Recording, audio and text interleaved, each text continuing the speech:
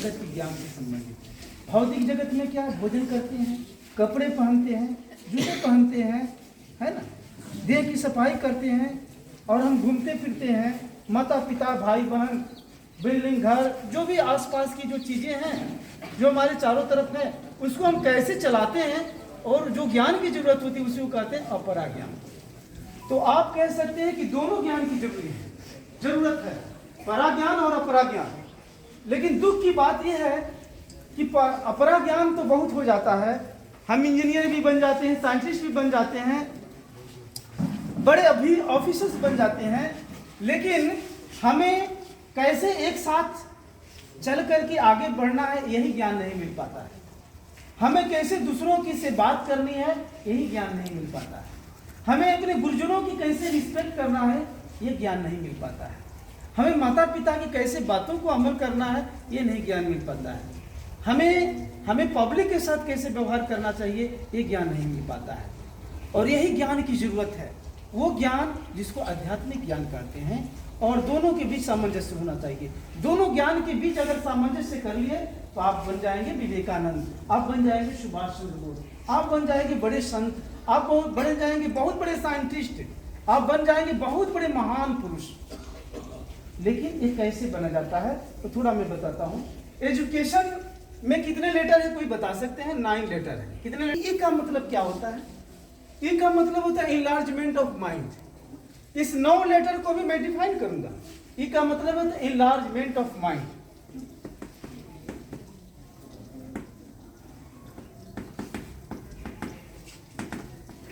अर्थात मन की विस्तारता। शिक्षा हमारे मन को विस्तारित करता है, इनलार्ज करता है। कैसे? जब हमारा जन्म होता है तो माँ की गोद में सीखते पढ़ते हैं या जो भी कुछ करते हैं, लेकिन अब धीरे धीरे हम गांव के लोगों से भी परिचित हो जाते हैं, फिर उसके बाद में प्रखंड के लोगों से परिचित होते हैं। लेकिन यह हमारे एजुकेशन हमारे माइंड को इतना इनलार्ज कर देता है कि पूरे विश्व ब्रह्मांड से हम परिचित हो जाते हैं। इसको कहते हैं इनलार्जमेंट ऑफ माइंड। उसके बाद है डी का। डी का मतलब होता है डिसमैप। डिसमैप, DESMEP। डी का मतलब होता है डिसिप्लिन। तो हमारे सर जी ने कहा कि दादाजी इन लोगों को अनुशासन के भी बारे में बताना है। तो डिसिप्लिन का क्या मतलब होता है? अनुशासन। एक साथ बोलिए, डिसिप्लिन मतलब वेरी गुड। तो डिसिप्लिन क्या है? Discipline is obedience and obedience is discipline. अर्थात आज्ञा का पालन करना ही अनुशासन है और अनुशासन ही आज्ञा का पालन है, अनुपालन है। एक दूसरे का पूरक। अगर हम अपने गुरुजनों की बात मानते हैं कि बच्चा होमवर्क कर लेना है, आज मैं जो दे रहा हूं होमवर्क कर लेना, लेकिन जब बालक घर पर चले जाते हैं कहते हैं कि होमवर्क क्या करना है, अभी तो कल समय है, फुटबॉल खेल लेते हैं या अभी मोबाइल में गेम खेल लेते हैं, तो ये डिसिप्लिन नहीं हुआ। होमवर्क मिल गया है उसका पालन करना आपके लिए डिसिप्लिन है, अदरवाइज आप अनुशासित नहीं हैं।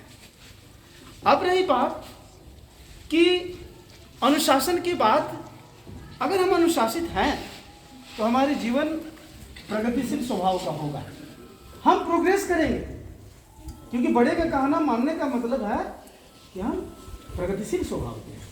उसके बाद में डिसमैप में सेकेंड लेटर है ई का मतलब होता है एटिक्यूट। एटिक्यूट मतलब शिष्टाचार।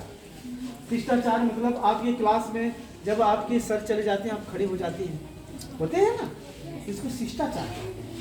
माता पिता को कैसे प्रणाम करनी चाहिए, बड़े को कैसे प्रणाम करना चाहिए, ये जो शिष्टाचार है, ये जो संस्कृति है, ये हमारा डिसमैप का सेकेंड लेटर सिग्निफाई करता है, एटिक्यूट इसको कहते हैं। उसके बाद एस का मतलब होता है स्मार्टनेस। स्मार्टनेस किसको कहते हैं? स्मार्टनेस का मतलब हमारे काम में स्मार्टनेस होना चाहिए। हम अब जहां पे रहते हैं, हम जहां पे रहते हैं तो हमारे परिवेश में जो भी कुछ चीजें जो दिखाई दे रही है वो अच्छा होना चाहिए। ऐसा नहीं कि जिस रूम में हम पढ़ते हैं तो कॉपी किताब को इधर रखा गया है, कलम इधर फेंका गया है, जमीन पर और कुछ पड़ा हुआ नहीं, ऐसा नहीं। आप बिल्कुल सही ढंग से अपने जिस कमरे में पढ़ते हैं, जिस कमरे में पढ़ते हैं उस कमरे में जो आपकी कॉपी किताब होगा अच्छे से सजाकर, आप कैसे ड्रेस पहनते हैं, खड़े होने का तरीका कैसा होना चाहिए, किसी से जैसे कैसे बात करते हैं, ये सब स्मार्टनेस के अंदर में है। इसको कहते हैं स्मार्ट। आप लोग बात बात में बोलते हैं ना कि बड़ा स्मार्ट है। स्मार्ट केवल देखने से नहीं होता। स्मार्ट देखने से यानी आपके अंदर में जो अंतर क्रिया है, जो आपके अंदर में जो सद्गुण है, वो उसमें स्मार्टनेस होना चाहिए। समझ गए ना। उसके बाद एस का बाद में आता है एम, मोरालिटी। यह मोरालिटी बहुत बड़ी चीज है। मोरालिटी को क्या कहते हैं? नैतिकता। क्या कहते हैं? नैतिकता। क्षमर्थे नैनम इत्यर्थे नीति, अर्थात जो कल्याण भाव से कार्य किया जाता है, क्षेम का मतलब होता है कल्याण, उसी को नीति कहते हैं। नीति से ही नैतिकता बना है। तो जैसे राजनीति, समाज नीति, अर्थनीति, तो जितनी नीति है, जिस नीति से समाज का कल्याण होता है, अगर जिस राजनीति से राज्य का कल्याण नहीं है, इसका मतलब वो राजनीति नहीं है। जिस नीति से आर्थिक क्षेत्र में समृद्धि नहीं है, वह अर्थनीति नहीं है। जिस नीति से समाज का कल्याण नहीं है, वो समाज नीति। इसीलिए नैतिकता बहुत बड़ी चीज है। इसलिए कहा गया है, नैतिकता के बारे में कहा गया है कि नैतिकता भी दो प्रकार का होता है, एक सहज नैतिकता, एक आध्यात्मिक नैतिकता। जैसे मान लीजिए कहीं पुल बन रहा है, तो वहां पर नेताओं ने कहा कि इंजीनियर साहब आपको इतना घूस दे देते हैं और इतना का बजट हम पास कर देते हैं और इतना पैसा हमारे कमीशन में आ जाना चाहिए। तो मान लीजिए कोई 1 लाख रुपये पर बिकता नहीं है, हो सकता है 2 लाख रुपये पर बिके नहीं, तो व्यक्ति हो सकता है कि 1 करोड़ दे दिया जाए, उसका ईमानदारी यानी उसकी जो नैतिकता खत्म हो गई। तो इसको कहते हैं सहज नैतिकता। सहज नैतिकता कभी भी खत्म हो जाती है, लेकिन आध्यात्मिक नैतिकता होगा ना, तो सोचेगा भाई इस सृष्टि को तो परमात्मा ने बनाया है, जो हम कर्म कर रहे हैं वो तो देखने वाला देख रहा है, तो हम किसी के साथ अन्याय नहीं कर सकते। इसको कहते हैं आध्यात्मिक नैतिकता। तो हर एक व्यक्ति को आध्यात्मिक नैतिकता में ही प्रतिष्ठित होना चाहिए। तो ये हो गया मोरालिटी। अब हम आगे बढ़ते हैं यू की ओर। यू का मतलब होता है यूनिवर्सल आउटलुक, सार्वभौम दृष्टिकोण। हमारा पूरा वसुधैव कुटुंबकम जिसको कहते हैं, पूरा विश्व ही हमारा परिवार है। सी का मतलब होता है कैरेक्टर। स्टूडेंट्स लाइफ में कैरेक्टर यानी चरित्र, ये बहुत बड़ी चीज होती है, खास करके एजुकेशन लाइफ। कहा गया है your ideal is represented by your conduct. बच्चे, आप अभी हमसे बात कर रहे हैं ना, आपस में क्यों बात करेंगे? अगर एक सेंटेंस भी चूक जाएगा तो आपका बहुत सारा चीज चूक सकता है। Your ideal is represented by your conduct, your social, your economic and your cultural status have nothing to do with your ideal. इसका मतलब समझे, हमारा जो आचरण ही आदर्श का परिचायक है। हमारा जितना अच्छा आचरण होगा उतना ही एक हम आदर्श पुरुष कह जाएंगे, आदर्श व्यक्ति कह जाएंगे। क्यों? क्योंकि योर सोशल, आपका सामाजिक मर्यादा कितना है। हो सकता है समाज में बहुत प्रतिष्ठा हो। उसके बाद इंटेलेक्चुअल लेवल कितना है, कितना सब्जेक्ट में पीएचडी किए हैं। उसके बाद इकोनॉमिक स्टेटस, हो सकता है बहुत धनी मनी होंगे आप। इसका कोई खास संबंध आदर्श के साथ नहीं है। आदर्श का संबंध आपके चरित्र से है। क्लियर हुआ ना? ये हमारे गुरुदेव की वाणी है। आदर्श का संबंध हमारे चरित्र से है, आचरण से है, व्यवहार से। तो एजुकेशन का जो सी लेटर है यही बता। अब प्रश्न है कि हम कैसे चरित्र को मेंटेन करें, उसके बारे में बताएंगे, लेकिन पहले ए से एक्टिव हैबिट्स। एक्टिव हैबिट का मतलब क्या होता है? सक्रिय होना, सक्रिय आदतें, स्फूर्त आदतें। अब प्रश्न है कि कोई बच्चे 8 बजे जगता है, कोई बच्चे 7 बजे जगता है, कोई 6 बजे भी जगता है। अगर कोई ऐसे ऐसे भी बच्चे हैं कि पूरे दिन भर भी सोए रह जाएंगे तो उनके लिए कम है, जैसे संडे के दिन। अब मैं पूछता हूं कि आपका विद्यार्थी जीवन का सबसे बड़ा उद्देश्य तपस्या क्या है? विद्या अर्जन करना। आपकी विद्यार्थी जीवन का तपस्या ये नहीं कि हिमालय की गुफा में जाकर के आंख बंद करेंगे पद्मासन में बैठेंगे, नहीं। विद्यार्थियों का सबसे बड़ा तप है विद्या अर्जन करना। अगर विद्यार्थी जीवन में हम इस तपस्या का पालन नहीं कर रहे हैं तो हम विद्यार्थी नहीं कहे जाएंगे, हम स्टूडेंट्स नहीं कहे जाएंगे। तो इसलिए आपको कम से कम ब्रह्म मुहूर्त में जग जाना है, 5 से 4 बजे के बीच में जगना है। और यही नहीं, हम लोगों को याद है कि गार्जियन 3 बजे जगा देते थे पढ़ने के लिए, 3 बजे पढ़ते थे हम। अगर जिस बच्चे का आदत है 3 बजे जगना तो और अच्छी बात है, लेकिन 4 से 5 बजे के बीच में जग जाना है। कितने बच्चे हमको प्रॉमिस करते हैं कि हम इसमें जरूर जगेंगे? हाथ उठाइए। चलिए, देखा देखी लगभग सब लोग उठाए हैं, तो अच्छी बात है। कोई बात नहीं, बात करने की जरूरत नहीं है प्लीज, अभी बहुत बात है। तो आप लोगों को जो 3 बजे जग जाते हैं तो बहुत अच्छी बात है, लेकिन 4 बजे जरूर जगेंगे बच्चों, 4 बजे जरूर जगेंगे। और जग करके आप अपना जैसे फ्रेश हो करके आप पढ़ाई पर लग जाएंगे।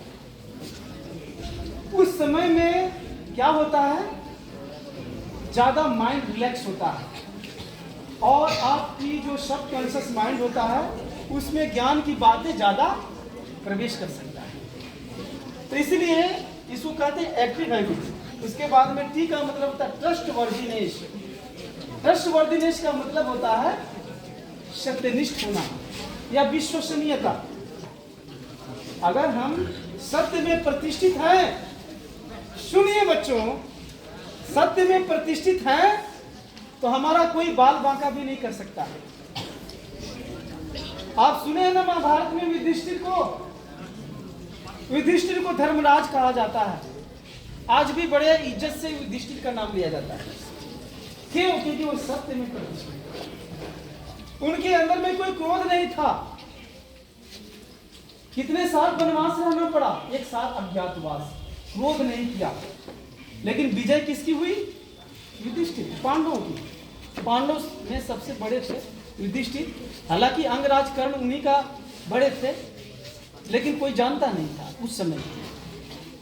तो धर्मराज बनने के लिए हमें क्या करना होगा? सत्यनिष्ठ होना होगा। और एक एक बच्चे के अंदर में वो जो गुण है, उसी गुण को तो एक्सप्रेस कराना पड़ता है। इसलिए पढ़ाई लिखाई का बहुत बड़ा अहम हिस्सा है सत्यनिष्ठ। दूसरा है, इसके बाद हम चलते हैं, आई का मतलब होता है आइडिएशन ऑफ ग्रेड, और ये बहुत इंपॉर्टेंट चीज है, आइडिएशन ऑफ ग्रेड।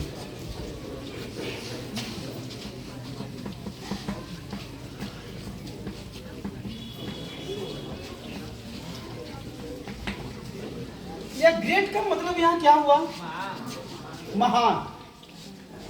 तो यह ग्रेट का मतलब महान हुआ। तो महान सबसे कौन है? गॉड। सबसे महान कौन है? क्यों महान है? क्योंकि जी का मतलब क्या होता है? नहीं, यहां पर जी का मतलब जनरेटर। क्या होता है? जनरेटर। ओ का मतलब ऑपरेटर। और डी का मतलब डिस्ट्रॉय। वेरी गुड, बहुत अच्छे बच्चों। तो डी का मतलब होता है डिस्ट्रॉयर, अर्थात गॉड का मतलब हो गया कि जिसने इस जगत को बनाया है। जनरेटर का मतलब पैदा जिसने किया। ओ का मतलब ऑपरेटर का मतलब जो जगत का पालन करने वाला है। सुनिए ध्यान से। और डी का मतलब होता है डिस्ट्रॉयर का मतलब होता है जो जगत को अपने में मैला कर देता है या संहार करते हैं। तो इसी को कहते हैं, संस्कृत में ब्रह्मा विष्णु महेश भी कहते हैं, ठीक है ना। भाई एक ही, गॉड कौन है? अलग अलग नहीं है।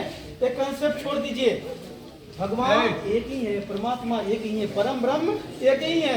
कुछ लोग खुदा भी बोलते हैं ना, एक ही है। लेकिन उसको हम क्या करते हैं? उसकी तीनों अवस्था को देखते हैं। ये तीनों अवस्था जो है, ब्रह्मा विष्णु महेश, ये तीनों का काम वो एक करते हैं। वो कौन करते हैं? गॉड, परमात्मा, ईश्वर। इसी कहते हैं आइडिएशन ऑफ ग्रेड का मतलब होता है, आइडिएशन का मतलब क्या होता है? भावना लेना, उसकी कल्पना करना। सुनिए ध्यान से, ये बहुत बड़ा पार्ट है एजुकेशन का, आइडिएशन ऑफ ग्रेड। तो हम ईश्वर की भावना कैसे लेंगे? बोला गया है ना कि एवरीथिंग सो यू बिकम। जैसा हम सोचेंगे वैसा बनेंगे। अगर हम छोटा सोचेंगे तो क्या बनेंगे? फिर से बोलिए, छोटा सोचेंगे तो छोटा, और बड़ा सोचेंगे तो इसलिए कहा गया यादृशी भावना जस सिद्धि भवति तादृशी। हमेशा विद्यार्थियों को बड़ा सोचना चाहिए। क्या सोचना चाहिए? हाँ, महान बनने के लिए सोचना चाहिए। और महान तभी बन सकते हैं जब हम महान का ध्यान करेंगे। तो महान के विषय में सोचेंगे तब न महान बनेंगे। तो आइडिएशन ऑफ ग्रेड का मतलब हो गया उस महान सत्ता के बारे में सोचना, कल्पना करना या ध्यान करना।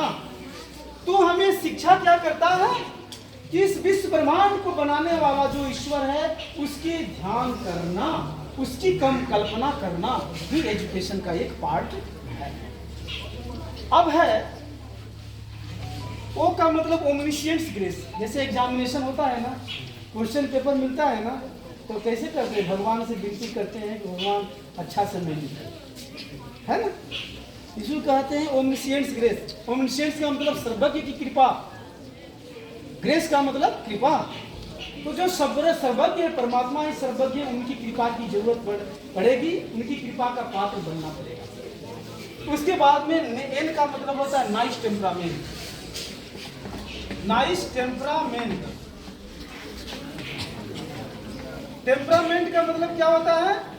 स्वभाव या मिजाज। और नाइस का मतलब सुंदर। तो एजुकेशन हमें क्या करता है? शिक्षा हमें सुंदर स्वभाव देता है। एक विद्यार्थी को देख करके कोई ये समझ जाए कि वास्तव में एक विद्यार्थी है। क्यों? क्योंकि उसका स्वभाव क्या होगा? सुंदर होगा, अच्छा स्वभाव होगा, एक दूसरे के प्रति हेल्प करने का स्वभाव होगा। वो किसी को गाली नहीं देगा, मन में भी गाली नहीं देगा, मन के अंदर में गलत चिंतन नहीं करेगा एक दूसरे के प्रति। उसी को कहते हैं सुंदर स्वभाव। एजुकेशन का लास्ट जो लेटर है नाइस टेम्परामेंट। जब सुंदर स्वभाव हो गया, यही तो कहते हैं आचरण, यही तो कहते हैं एक शिक्षित व्यक्ति का जीवन शैली। हाँ, अब है हम आगे बढ़ते हैं कि वास्तव में शिक्षण व्यवस्था में हमें शैक्षणिक जीवन में क्या क्या समस्याओं का सामना करना पड़ता है। तो उसमें कुछ बच्चे कहते हैं कि हमें याद नहीं होता, कुछ बच्चे कहते हैं कि याद नहीं होता, बहुत लेट से याद हो रहा है, याद होता है लेकिन भूल जाता है। सोचते हैं ना ऐसा। तो इसको जानने के लिए हमें क्या करना होगा? आप लोगों को शांत होना पड़ेगा। Hands up, hands down, hands up, hands down, hands up, hands down, hands up, hands down, hands down. Okay, hands up, move your finger, stop, move your finger, stop, kissing finger, stop, clapping.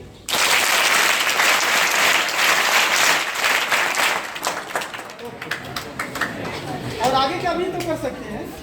1 2 3 4 5।